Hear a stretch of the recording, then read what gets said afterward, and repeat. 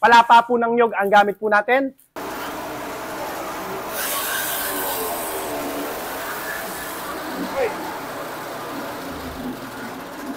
Tingnan nyo po yung nangyayari, oh. Tingnan nyo naman po yan, oh. Ito po yung ating shredder machine. Gamit po ito sa mga farm, pandurog po ng damo. Kagaya po halimbawa, mayroon po kayong mga alagang mga hayop at gusto nyo pong ipakain sa kanila yung mga napier, mga dahon na kinakailangan gilingin o durugin mo na. Ito po, napaka-effective po nito. O kaya sa mga mahilig po sa mga organic fertilizer, ito po. Tingnan nyo naman po, oh, madudurog po natin yung mga dahon.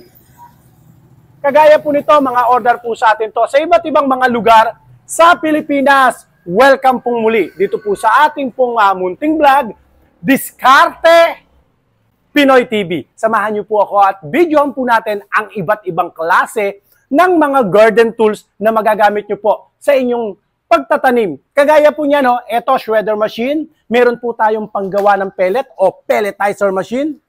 Gagawa po tayo ng pellet. Kung gusto niyo maging organic, lagyan niyo po ng konting malunggay, yung inyong mga mais, tapos darak, imimix lang po natin at huwag kakalimutan itong mga kagaya nitong malunggay, madre de cacao, ayan po, kung ano po yung gulay na gusto po nating ilahok o isama. Testingin po natin to, mga order po sa atin. Gayon din naman po ang ating pulverizer machine. Pag isinalang nyo po dyan yung mga mais, mapupulbus po siya or magiging powder po siya.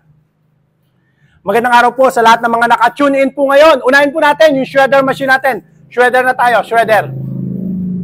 Magandang araw po, Boss Sid Espina. Ang order niya sa atin ay shredder machine. Papadala po natin to sa San Juan, Batangas. Try natin ulit, isa. O yung isa naman, yung yan, palapa po ng nyog ang gamit po natin. Try natin.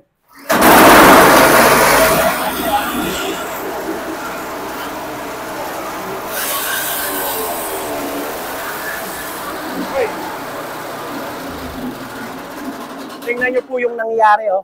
Tingnan nyo naman po yan, oh. Napakaganda. Kung iyan po ay susunugin natin, maaaring makadagdag pa tayo sa polusyon.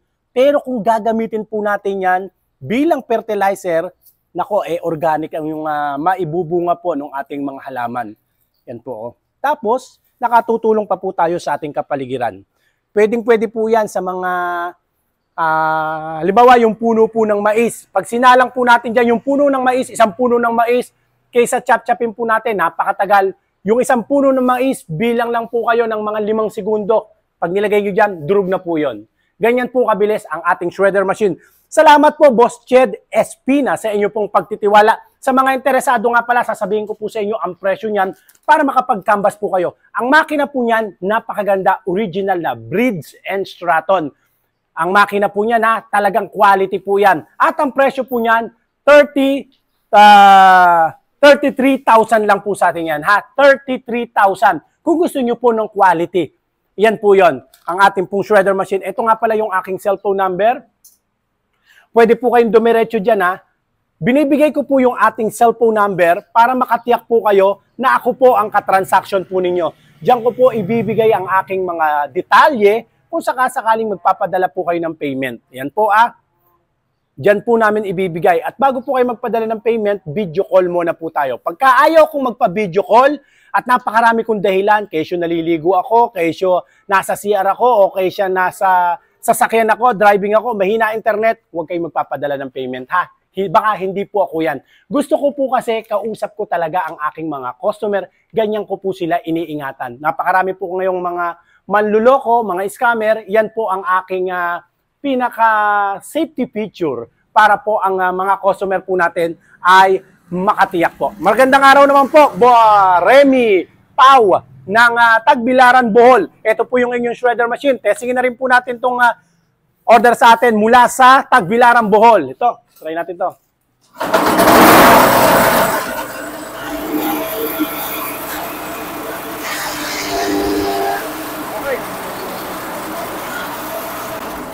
Tingnan nyo po, wala pang 3 segundo, nadudurog na po yung ating mga ilalagay po dyan. Ganyan po siya kabilis. Salamat po at shout out sa lahat ng mga taga Bohol. Paki-follow nyo po ako ha, mga kadiskarte. Click nyo lang po yung follow para updated po kayo sa iba pa po nating mga garden tools na dito nyo lang po mabibili. Punta naman po tayo ngayon sa paggawa ng pellet. Kuya Boji, dito tayo sa pelletizer machine. Ito pong ating pelletizer machine, gawa po tayo ng pellet, hahaluan po natin. Ito kasi pan-testing po namin to, no? Try nga natin to. Pelletizer machine, Boss Alessio Sermonia. Ito po yung order po ninyo. Try natin to. Lagyan natin ito. Sige, try natin. Wala tayong pala po. Lagay ko na to.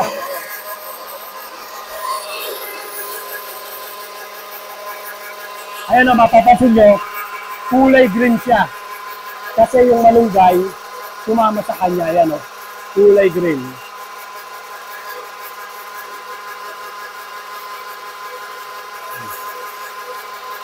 Ayan o.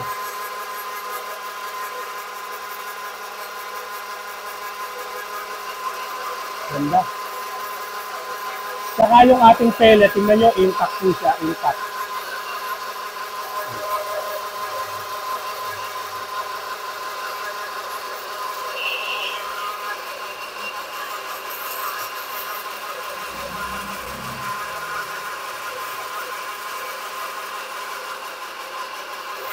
Okay. Thank you po, thank you.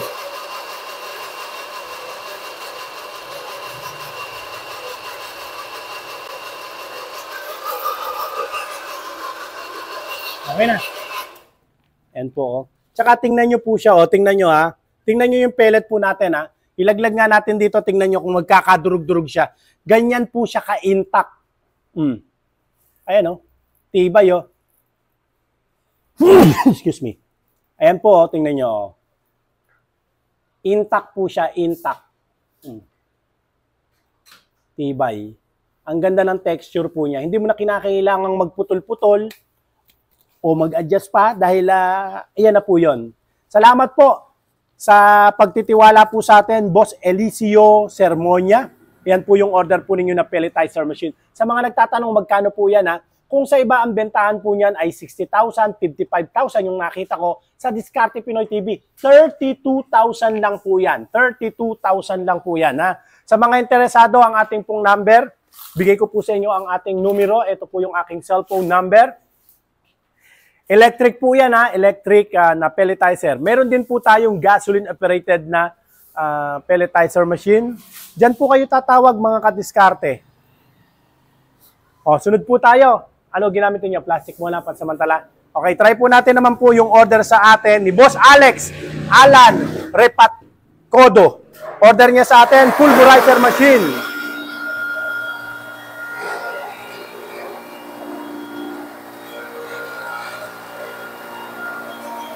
Gagamit po tayo nito, oh.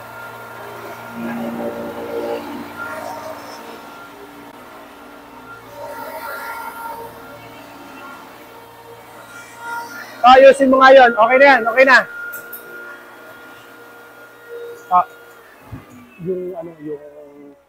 Yung ventilador, ibuga mo rin sa labas. Ayan, medyo alikabok lang po. So, tingnan nga natin yung ating ready. Number 3 mo nga yung ventilador. Yun. Tingnan nyo po, Tingnan nyo yung pagkakaiba. Ito po siya kanina, to. Ito na po siya ngayon. Yan, oh. Oh, tayo po. Oh. Napulbos na po siya or naging powder na po siya. Ito siya kanina. So, ma-imagine niyo, pwede po siyang gamitin sa kung gagawa po kayo ng mga paminta, o kaya po ay magpapakain po kayo ng sa mga hayop. Iyan po. Iyan, o.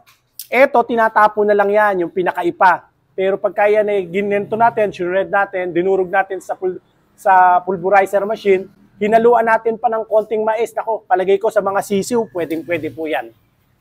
Salamat po sa pagtitiwala sa atin ni Boss Alessio. Ang presyo nga pala nito, magkano presyo nito to? Makitodo na ba yung ventilador? Yung exhaust fan. Okay.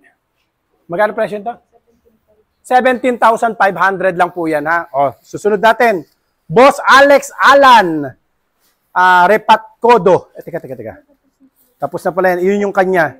O, ito naman tayo kay Boss Leo Jared Baluntong ng Antique. Try po natin.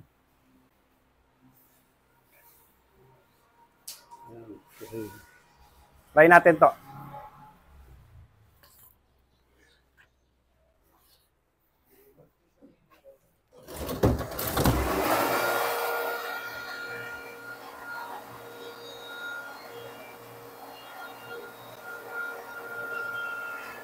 Okay na.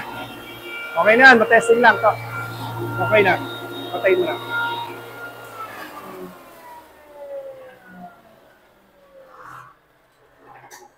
Okay, hindi na natin sinagad, ano? Tinesting lang muna natin. Tapos, pakita mo nga yung ready, ano niya. Okay. G, gano'n naman. Okay, thank you po. Thank you sa pagtitiwala po ninyo, ha. Papadala pa po natin yan sa Antique. Tingnan nyo po yung mga kadiskarte po natin, mga customer po natin, ha. Sila po, mga nag-canvas po sila sa iba't ibang mga lugar, sa kanilang lugar, pero tingnan nyo po, sa Diskarte Pinoy TV sila, nagtitiwala. At hindi lang po yan. Tingnan nyo, oh, mga nakabox na po, mga grass cutter, mga generator, at iba't ibang mga power tools na ipapadeliver po natin sa iba't ibang mga lugar sa Pilipinas. Ganyan po, karami ang nagtitiwala sa atin po. At eto naman po tayo. Yan ang gagamitin natin. Wag yan. Dito naman po tayo ngayon sa Allen na generator. Generator na the remote control. Tingnan nyo po, with remote control. Pag pinindot po natin to, andar po yung ating generator. Pindutin po natin. Order sa atin ni Boss March lang. Parang regular customer na natin to, si March lang. Pindutin ko po,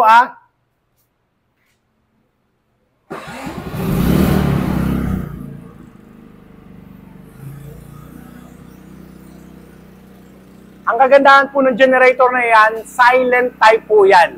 Naririnig nyo yung boses ko, samantalang umaandar po yung generator, magkakaroon po kayo ng idea kung gaano po kahina ang tunog ng generator. At yan po, 5,500 watts, kaya na po niyang magpaandar ng tatlong air condition na 1.5 horsepower. Kaya na po yan. Sabay-sabay po yon. Sabayan nyo pa po ng ventilador, aircon, ayan po. At para magamit niyo yung ibang mga appliances, pwedeng magbawas lang kayo ng isang aircon at lahat na, pati yung mga rep po ninyo, internet. Salamat po, patayin na natin sa pamamagitan ng remote, pindot, mamamatay po siya. Ito ang kagandahan ng ganito natin, tatlo po ang way kung paano natin siya i-start. Pwede natin siyang start through remote, pwede rin pong push button starter o dipindot, pwede rin po siya sa recall starter. Sa mga nagtatanong, magkano naman ang presyo ng kagaya ng in-order ni Boss, ni Ma'am Mayrene Kilmartin. Ang kanyang pangalan sa Facebook, March lang. Magkano daw po yan? Ang presyo lang po niyan, 50,000 lang po yan, ha? Sa iba, bentahan yan, 60,000. Pero sa Diskarte Pinoy TV, mas mura tayo ng 10,000.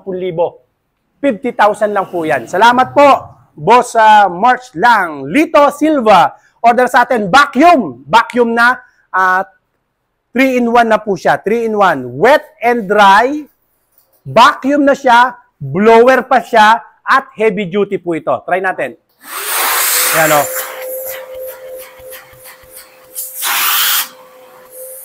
Hey, lakas. Pag nilipat nyo po ito, lipat nga natin to. Lipat nyo lang sa kabila. Kaya lang, saksak lang ng konti. Okay na yun. Okay na. Huwag todo. Pa-blower naman po siya. Ito, pwede ba yung buhok mo? Pagalawin lang natin. Ayun, tingnan nyo. May pamada pa po yan. Okay. Thank you. Magkano po ito? 3.8 lang po. Fujima, Japan po yan. Fujima, Japan. Heavy duty po yan, ha. Wet and dry na po siya. Dito naman po tayo sa Earth Auger o panghukay po natin ng lupa. Order sa atin ni Boss Michael Mugardia ng Batangas, sa Rosario, Batangas. Start po natin to. Try natin. Ito, napaka-effective po nito sa paghuhukay po ng lupa. Kung kayo po ay nagtatanim po ng lakatan, niyog, kakao, abaka, kung ano man po yung gusto nyong itanim, pwede po ito, ha. Try ko po.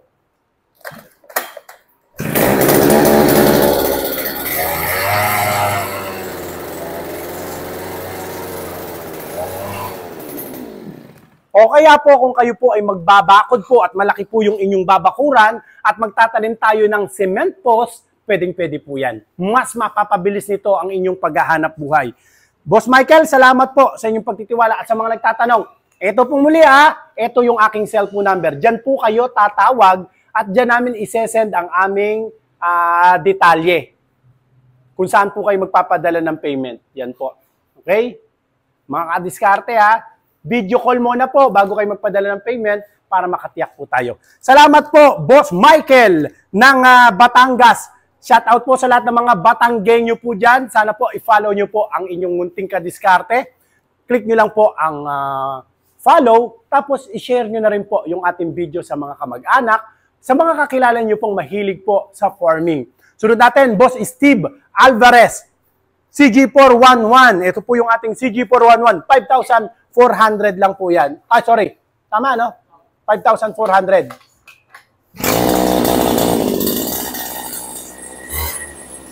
Heavy duty na po yan, Ang grass cutter natin dito, kahit maghapon po yan gamitin, wala pong problema. Hindi kagaya ng ibang mga grass cutter, 30 minutes lang, nag-overheat na. Sa atin po, maghapon yung gamitin sa malalaking mga farm. Basta pagka 2-stroke, 1 liter unleaded gas, hahaluan nyo ng 50 ml na 2T oil. Pagka naman po 4-stroke, 40 oil ang gagamitin natin pang gasolina.